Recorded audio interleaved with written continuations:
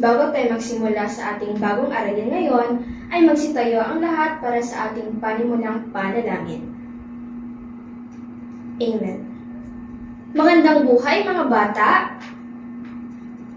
Kamusta naman ang bawat isa? Mabuti naman kung ganon. Siguro ay natutuwang malaman iyan.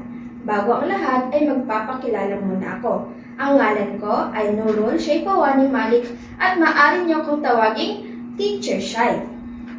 Ngayon ay pulutin ang mga pira-pirasong papel sa ibaba ng iyong hari na upuan at ayusin ang mga hari ng iyong upuan at umupo ng matuwid. Tapos na po ba? Ngayon ay aalamin natin kung sino-sino nga ba ang lumiban sa araw na ito. At gagamitin ni Teacher Shai ang sitlan upang matukoy ko kung sino-sino nga ba ang lumiban sa araw na ito. Itaas niyo lamang po ang iyong kanang kamay at sasabihin, narito po ako, teacher. Maliwanag po ba? Magaling mga bata, walang lumiban sa araw na ito. Bigyan ninyo ng 3 palakpak ang iyong sarili. Mga bata, sa tingin ninyo, ano ang mga inyong dapat gawin habang at pagkatapos ng ating klase? Magbigay nga po ng isa. Magaling. Ano pa? Mahusay. Ano pa? Magaling. Tama ang inyong mga sinambit. Maasahan ko po ba yun sa inyong mga bata? Malalaman natin yan mamaya. Mga bata, ano ang napapansin ninyo sa ating pisara? Tama, ito ay ang mga bansa o mga imahe ng mga lupain. Mga bata, ano ang bansang ito? Tama. Ang pangalawang larawan, tama, ito ay bansang Hapon. Ang pangatlong larawan, tama. At ang 4 na larawan, tama. Tama ang iyong sinagot mga bata. Subalit, ang mga imahe ng lupain na ito ay hindi paganap ng isang bansa. Bakit? Sapagkat ang mga ito ay blanco pa. At sa ating gawain ngayon ay kukumpletuhin nyo ang mga 4 na katangian ng pagkabansa upang ang mga bansang ito ay may tatawag o may tuturing na ganap ng isang bansa. Maliwanag po ba mga bata?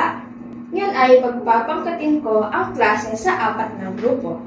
Ang pangkat 1 ay magmula sa hari na upuan ni Aaron hanggang sa hari na upuan ni Farson. Ang pangkat 1 at ang inyong bansa naman ay Pilipinas. Pangkat 2 naman ay magmula sa hari na upuan ni Ricon hanggang sa hari na upuan ni Jama. Ang pangkat 2 at ang inyong bansa ay Hapon. Pangkat 3 naman ay magmula sa hari na upuan ni Adrian hanggang sa hari na upuan ni Rizalin. Ang pangkat 3 at ang magsisilbing bansa ninyo ay France. At ang pang-4 na grupo naman ay ang Brazil, magsimula sa hari na upuan ni Noriza hanggang sa hari na upuan ni Antoinette. Maliwanag po ba mga bata? Ano ang iyong dapat gawin upang makalikom kayo ng mga puntos? Tama ang iyong sinambit. At ang inyong mga puntos ay ang mga katangian ng pagkabansa upang maging ganap ang iyong bansa. Mayroon kayong soberanya, pamahalaan, at ang mga tao o mamamayan. Handa na ba kayong makinig at maputo sa araw na ito mga bata? Mabuti naman kung ganon. Ngayong mga bata ay may hininda akong tula na nais kong iparating sa inyo.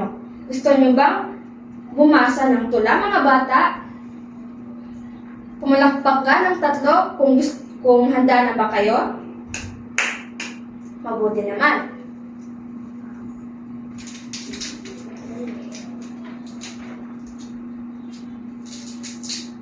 Ngayon ay, babasahin ko muna ang tula. Pagkatapos kong basahin ang isang talata, ay kayo naman ang magbabasa nito. Maliwanag po ba? Ang pamagat ng ating tula ay patungkol sa Bansa Ko'y Mahal. Ang tao sa bansa'y may kwento at layunin. Nagmumula sa puso, bawat isa'y may tungkulin. Magsasaka, guro, bata't matanda, lahat ay may bahagi sa pagbuo ng bansa. Ang teritoryo'y lupa at dagat na malawak, mga bundok, ilog at puok na kay ganda. Dito tayo pinanganak at lumaki.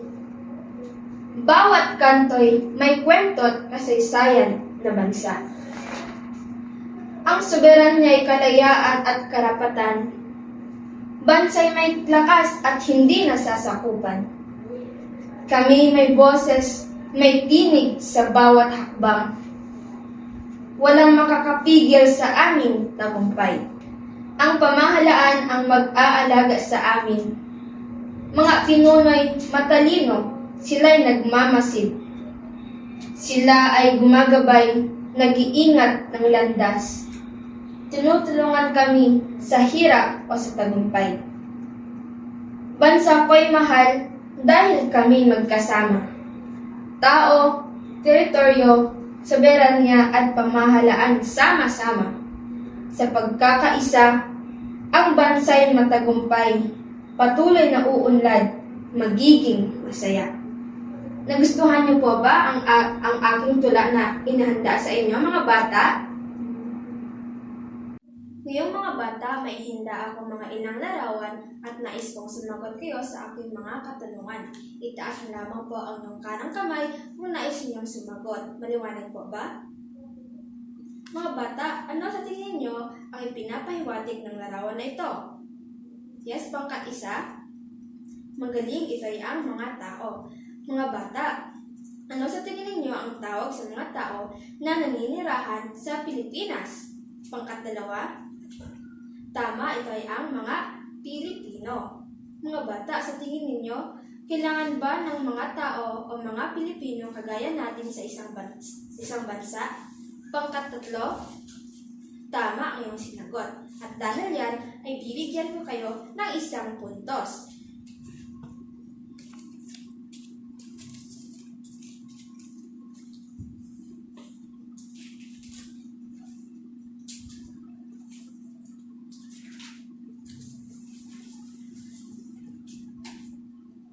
Sa ikalawang larawan naman, ano sa tingin nyo ang larawan na ito?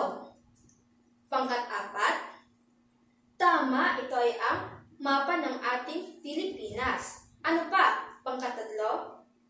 Tama, ito ay ang ating bansa. Sa tingin nyo po ba, mga bata, ay may tatawag bang bansa ang isang lugar kung wala itong teritoryo? Pangkat-isa? Tama ang iyong sinagot. Kaya dahil yan, ay bibigyan ko kayo ng tig-isang puntos. Pangkat-apat, pangkat-dalawa, at pangkat-tatlo.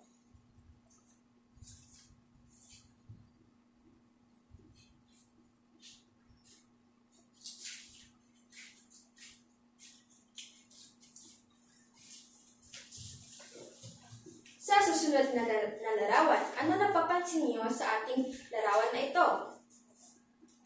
Pangkat-isa? Tama. Ano pa? Tama. Ito ay ang ating Pangulo. Mga bata, sa tingin ninyo, ano ang papel ng isang Pangulo?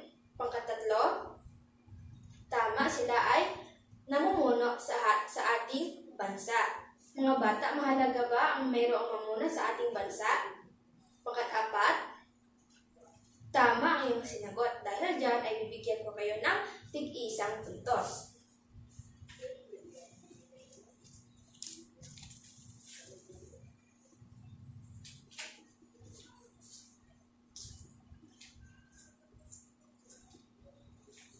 At panghuling larawan naman ito.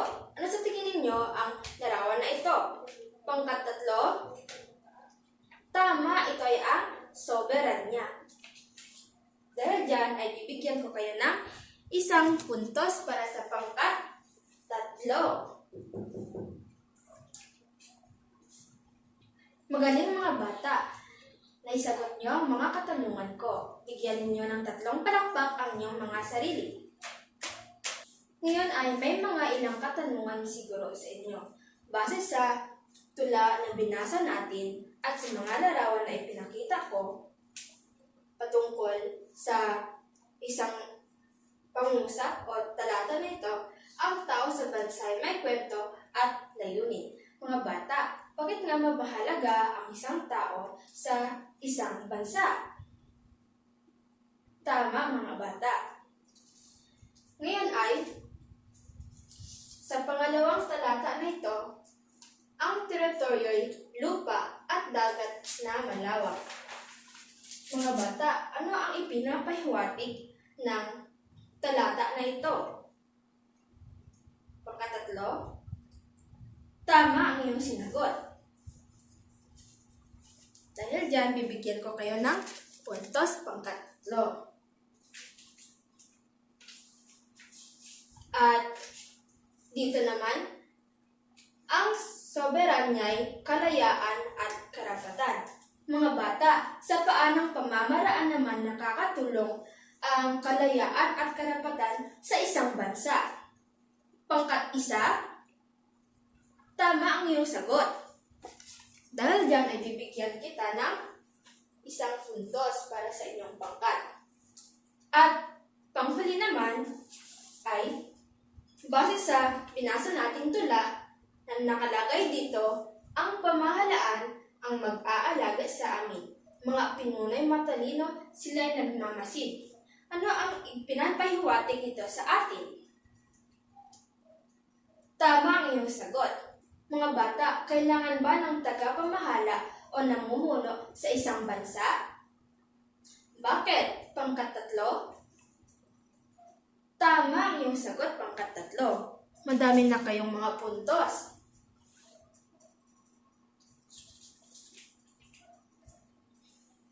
Mga bata, ano ang posibleng mangyari kung walang namumuno sa isang bansa? Pangkat-2? Tama, ito ay magkakagulo.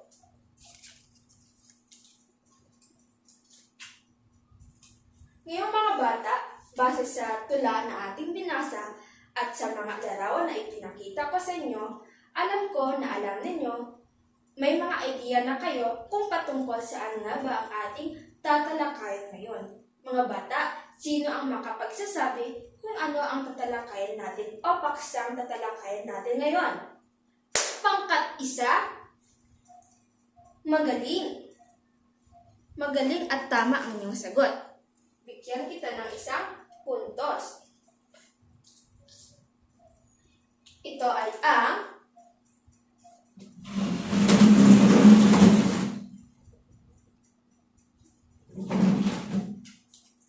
konsepto ng bansa. Mga bata, may ipapakita akong mga larawan sa inyo. Familiar ba kayo sa larawang ito? Ano sa tingin nyo ang larawan ito? Pangkat-2?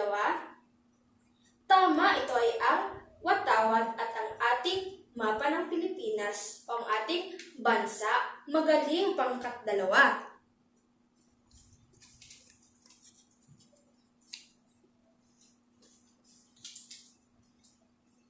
Bakit mahalaga ang pagkakaroon ng isang bansa? Pangkat-1? Tama.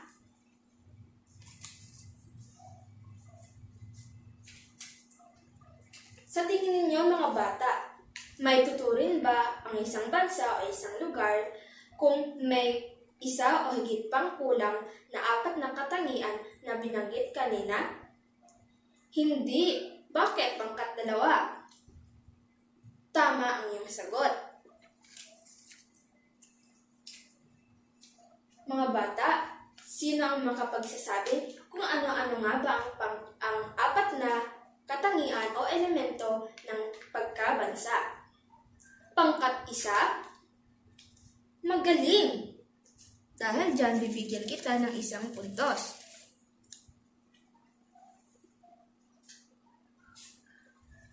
Mahusay mga bata! Ngayon ay aalamin natin kung ano ang ibig sabihin ng bansa.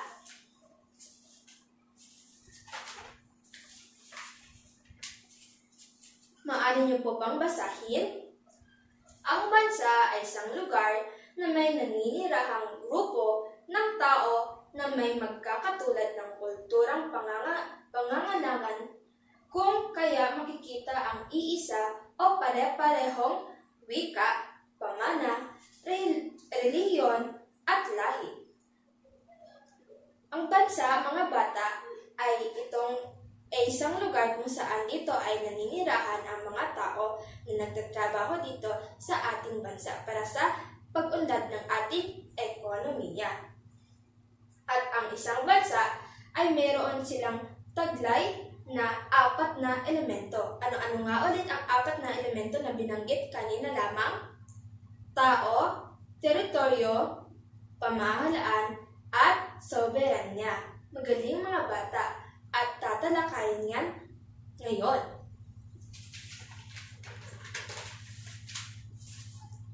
Mga bata, basahin ang unang pangusap.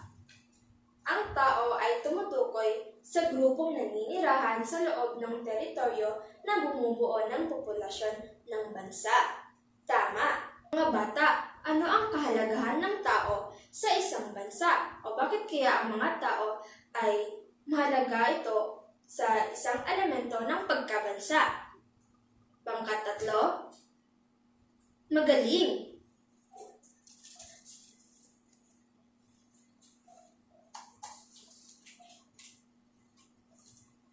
Ang tao ay tumutukoy sa mga mamamayan ng isang bansa. Ang populasyon ay may malaking epekto ito sa ating ekonomiya, pagkalusugan at pangkalatang pag-unlad sa ating sariling bansa. Ang ibig sabihin po nito mga bata, ang Pilipino ay siyang bumubuo ng institusyon at kultura sa isang bansa. Kaya mahalaga ang mga tao na naninirahan sa isang teritoryo ng isang bansa. Sapagkat kung walang tao ay hindi natin masasabi ang isang bansa, ang isang teritoryo ay isang bansa. Maliwanag po ba mga bata? Magaling! Pangalawang pangungusap, basahin. Ang teritoryo ay tumutukoy sa lawak ng lupain at katubigan kasama na ang himpapawid at kalawakan sa itaas nito. Mga bata, sa palagay niyo po ba, magiging ganap ba ang isang bansa kung wala itong teritoryo? Hindi. Bakit pangkat 2? Mahusay. Dahil dyan ay bigyan kita ng 1 puntos.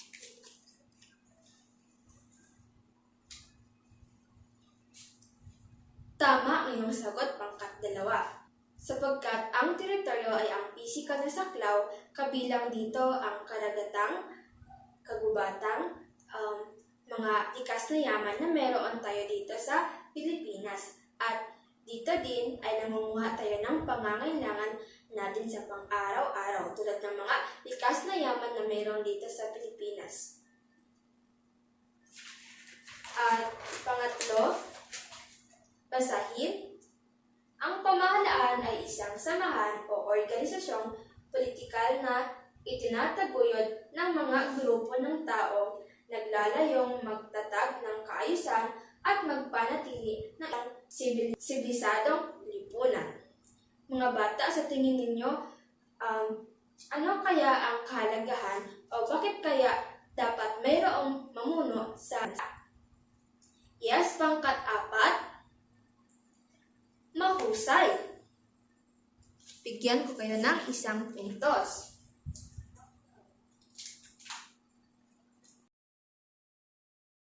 Mga bata, ano kaya ang posibleng mangyari kung walang namumuno sa isang bansa? Pangkat 2?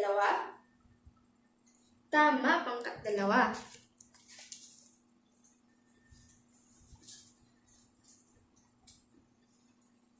Kagaya ng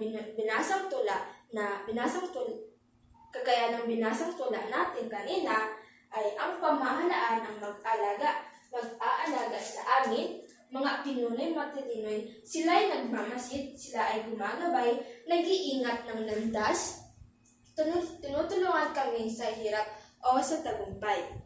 Ang papel ng isang pamahalaan ay siyang nagpapatupad ng mga batas upang ang mga tao ay may kanya-kanya silang kalayaan o karapatan. Tama ba mga bata? At ang panghuling katangian ng pagkabansa, basahin, ang soberanya o ganap na kalayaan ay tumutukoy sa kapangyarihan ng pamahalaang mamahala sa kanyang nasasakupan. Kagaya ng binasa natin kanina, ang soberanya ay kalayaan at karapatan. Ang ibig sabihin po nito ay ang mga tao ay may kanya-kanya silang karapatan na ipinapatupad ng ating pamahalaan. At meron po itong dalawang uri ng soberanya. Ano po ito, teacher? Ito ay ang soberanyang panloob at soberanyang panlabas. Alamin natin kung ano ang ibig sabihin ng dalawang soberanya. Soberanyang panloob at soberanyang panlabas.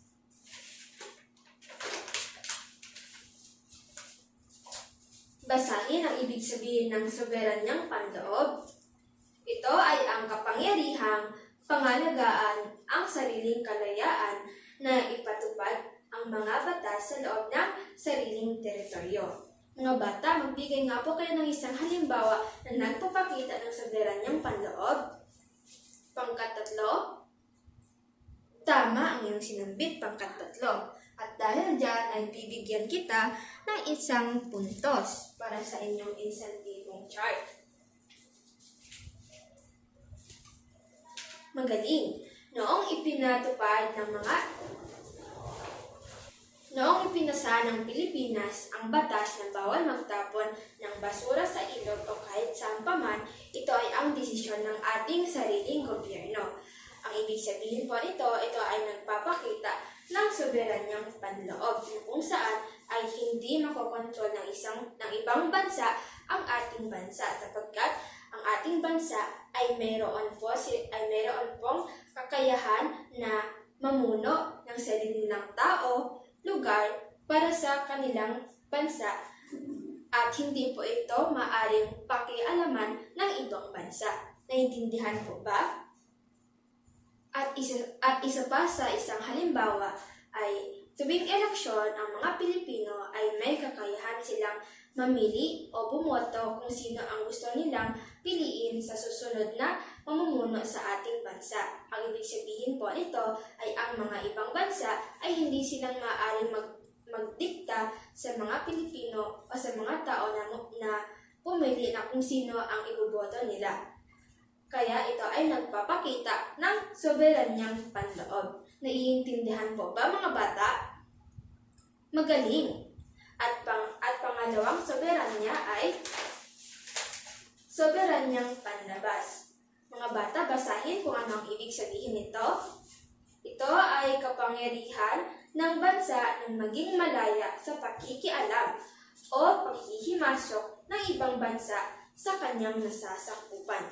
Ang ibig sabihin po nito, mga bata, ay maaari po tayong makialam o manghimasok ng ibang bansa. Kagaya lamang po ng pagpadala ng embahador at pagsali sa mga samahan katulad ng United Nations. Maaari po iyon, mga bata. Naiintindihan po ba? Meron po bang mga katanungan? Magaling!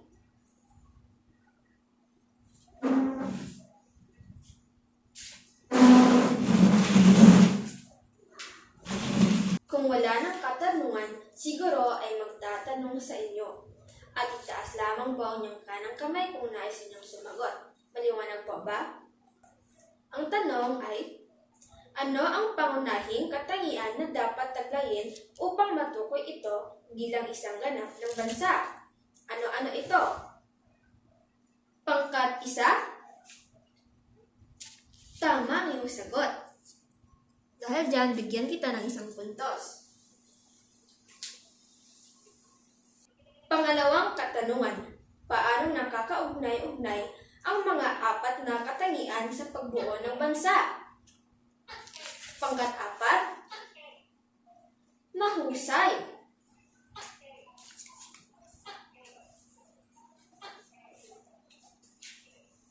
At panghuling sagot, kung walang isa sa mga katangian ng bansa, may tuturing ba ito ay kabilang ng isang ganap na bansa at bakit? Pangkat-tatlo, mahusay. Mahusay mga bata, bigyan ninyo ng amazing clap ang inyong sarili. 1, 2, 3. 1, 2, 3. Zing, zing, zing. Amazing! Ngayong mga bata, ngayon ay magkakaroon tayo ng takdang gawain. Alam niyo pa ba ang mga inyong kagrupo? Saan ang pangkat-isa, pangkat-dalawa, pangkat-tatlo, at ang pangkat-apat? Mahusay. Ang inyong gagawin ay gumawa kayo ng konseptong mapa na nagpapakita ng mga katangian ng bansa at kahalagahan nito. Isulat ito sa Manila paper at ilagay sa gitna ang pangalan ng bansang napili ninyo. Gumuhit kayo ng 4 na bilog na may label na katangian ng pagkabansa. Bibigyan ko lamang kayo ng 3 minuto upang gawin ang inyong pangkatang gawain. Intindihan po ba? Ito ang inyong Manila paper kung saan iguguhit at isusulat ninyo ang inyong mga sagot sa pangkat-1, pangkat-2, pangkat-3, pangkat-4. Tapos na po ba mga bata? Kaya ang pangkat-1, so narito ang ginawa ng pangkat-4. Pangkat-4 na tayo. So ang pinili ng pangkat-1 pala. Ang pinili ng bansa ay Pilipinas. Teritoryo, hangganan ng lupa at dagat at himpapawid. Soberanya, kalayaan sa pamahalaan at hindi pagpapalalim sa ibang bansa. Mamamayan, mga taong naninirahan at may karapatan sa bansa. Pamahalaan, namumuno at nagpapatupad ng mga bansa. Magaling pangkat-1 at dahil dyan ay bigyan sila ng 3 palakpak.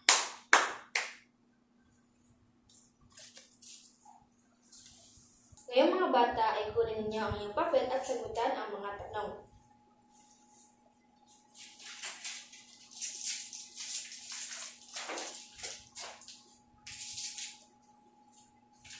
Ngayon ay basahin natin ang panuto. Isulat ang tama sapat lang kung wasto ang pahayag at mali naman kung ito ay hindi wasto. Naintindihan po ba mga bata? At ang test 2 naman, basahin ang panuto. Basahin at unawain mabuti ang bawat tanong. Ilugan ang titik ng tamang sagot. Maliwanag po ba mga bata? May mga katanungan po ba? Tapos na po ba mga bata? Yan ay ipasalin niyo sa harap ang inyong mga papel. Nandito na po bang lahat? Mabuti naman kung ganon. Ngayon ay kunin ninyo ang kwaderno sa araling panlipunan at isulat ang ating takdang aralin. At ipapasa ninyo ito bukas. Ngayon, ang inyong gawin ay pumili ng isang bansa maliban sa Pilipinas gamit ang iyong aklat, internet, o tulong sa inyong mga magulang. At ang gabay na katanungan ay, ano ang pangalan ng bansa ng iyong pinili? At sino-sino ang mga mamamayan nito at anong wika ang ginagamit nila? Tapos na po ba mga bata? Ipasalin niyo ang iyong takdang aralin bukas. Ngayong mga bata ay tignan natin kung sino-sino nga ba ang nagwagi sa araw na ito. Sa Sa tingin niyo po ba mga bata, sino ang nagwagi sa araw na ito? Tama, ang pangkat 3. Bigyan natin sila ng McDo Club. 1, 2, 3. Love ko to. At ang pangkat 1 naman, bigyan natin sila ng Amazing Cup. 1, 2, 3. 1, 2, 3. Zing, zing, zing. Amazing. At ang pangkat 2, ibigyan natin sila ng Magaling Club. 1, 2, 3. 1, 2, 3. Ang galing. At ang pang-4 na pangkat naman ay bigyan natin sila ng 5 bagsak. 1, 2, 3, 4. Mga bata, magsitayo ang lahat. Pulutin ang mga nakakalat na pira-pirasong papel sa ibaba ng iyong upuan. Paalam na mga bata,